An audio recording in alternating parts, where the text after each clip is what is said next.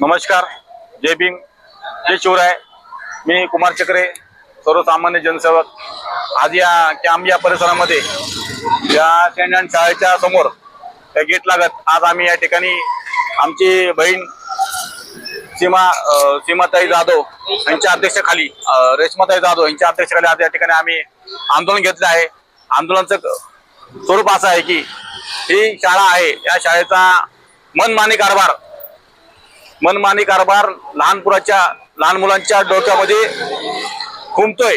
आज या ठिकाणी बघू शकता तुम्ही शाळेमध्ये की 5वीचे विद्यार्थी नापास केले जाणून बुजून. जय भीम. या ठिकाणी आम्ही आंदोलनाला उपस्थित झालेलो आहोत.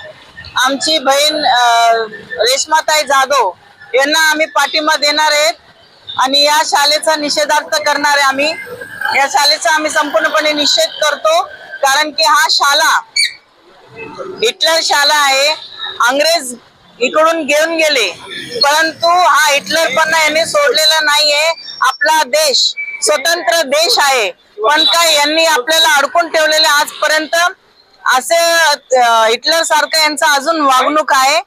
यांनी शासनाने जे नियम दिलेले त्या नियमाचा भंग केलेला आहे. 5वी आणि 8वीच्या विद्यार्थ्यांना नापास केलेले जाणून बुजून, आणि इतर शासनाचा नियम म्हणतो 5वी व 8वीचाही पोरांचा पुनर्परीक्षा घेण्यात यावी आणि त्यांना जर नापास झाले तर ते वर्गात बसणार.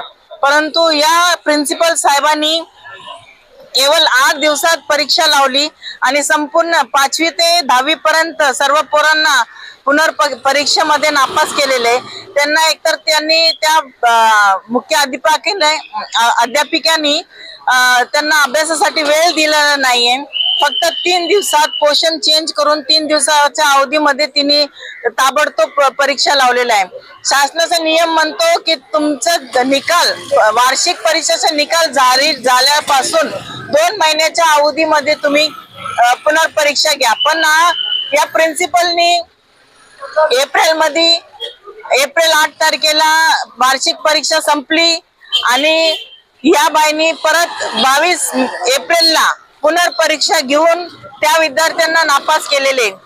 ज्या अर्थी त्या विद्यार्थ्यांवर डोक्यावर परिणाम झालेला आहे. पोरी जे विद्यार्थी आहेत ते घरी बसू नये, ते शाळेत यायला मागत नाहीये. त्यांना अभ्यास करूशी वाटत नाही, कारण की त्यांना माहिती आहे की त्यांनी अभ्यासासाठी जर अवधी दिली असती तर ते नक्की 1-2 मार्कांनी पास झालेले असतात. पण या प्रिन्सिपल साहेबांनी दुर्लक्ष केलेलं आहे, आपली मनमानी केलेली आहे, आपल्या मनासारखं वागलेले आहे, कुठल्याही कायद्याचा नियमाचा पालन केलेले नाहीये. म्हणून ह्या प्रिन्सिपलचा आम्ही संपूर्णपणे निषेध करतो. आणि दलितांवर अन्याय होताना त्या प्रिन्सिपल साहेबांनी दलितांचं ऍडमिशन नाकारलेलं आहे, कारण की त्यांना लाखो रुपये त्या ऍडमिशन द्वारे मिळत असतो म्हणून. आणि सफाई कर्मचारी, त्यांचा सफाई जे आहे आतमधला कॅन्टोन्मेंटचे कर्मचारींनी त्यांचा शाळेचा पर्सनली म्हणजे वैयक्तिक येऊन साफसफाई केली, म्हणून त्यांच्या नातेला ऍडमिशन दिलेलं आहे आणि दलित कुटुंबाला नाकार दिलेला आहे. म्हणून या प्रिन्सिपल साहेबाचा आम्ही जाहीर निषेध करतो. लैला डिसोजा हाय हाय, लैला डिसोजाचा निषेध असो. जय भीम, जय महाराष्ट्र, जय शिवराय. आज आपण शिवाजी मार्केट येथे सेंट एन्स गर्ल्स स्कूल इथे आलेलो आहे आणि यापूर्वी शाळेची सुट्टी होती. आम्ही प्रिन्सिपलला भेटण्याकरता आलो. महाराष्ट्र शासनाचा GR असा होता की मुलींना जर का ते नापास झाले तर त्यांची निकाल लागल्यापासून 2 महिन्याच्या आतमध्ये परत पुनर्परीक्षा लावण्यात यावी. पण या लायला डिसोजानी कायदा हातामध्ये घेतलेला आहे.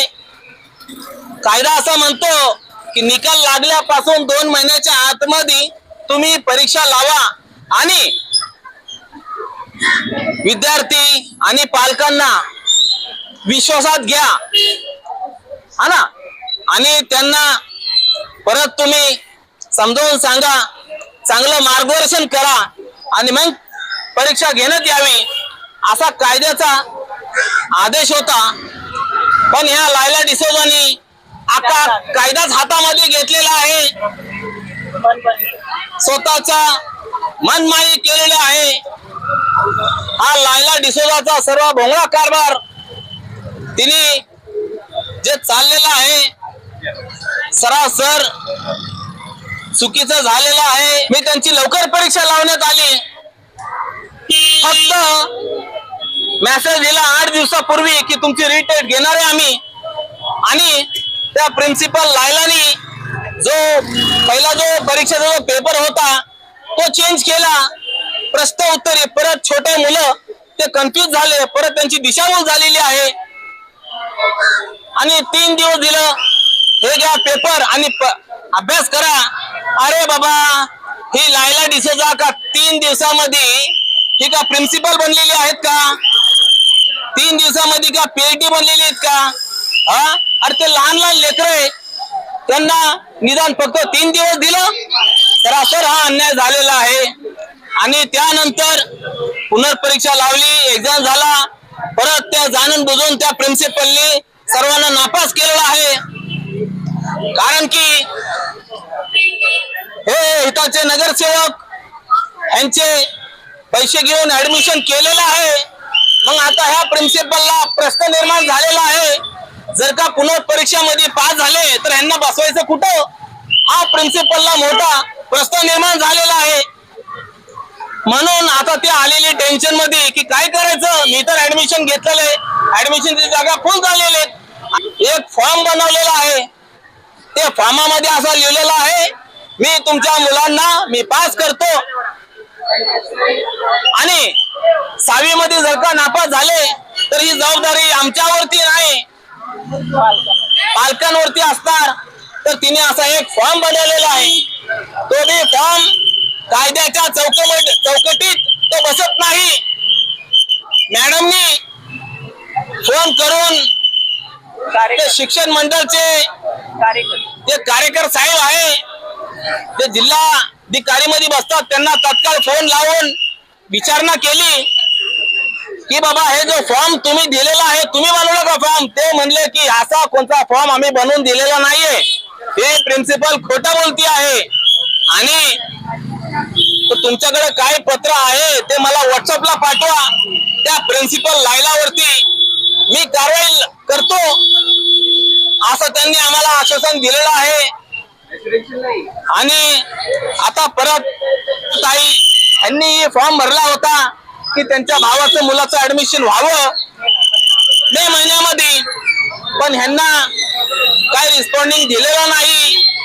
पण हे लायला डिसोजा स्वतः कायदा हातामध्ये घेऊन, कारण की डॉक्टर बाबासाहेब आंबेडकरांनी कायदा लिहिलेला आहे. आम्ही डॉक्टर बाबासाहेब आंबेडकरांचे पाईक आहोत. आम्ही बाढ़ आता येऊन द्या, कितीही पाऊस येऊन द्या, तूफान आने दो, लेकिन हम यहाँ पर रुकेगा. बारिश आने दो, हम बारिश में भी आंदोलन करेगा. डॉक्टर बाबासाहेब आंबेडकरांचे लोकशाही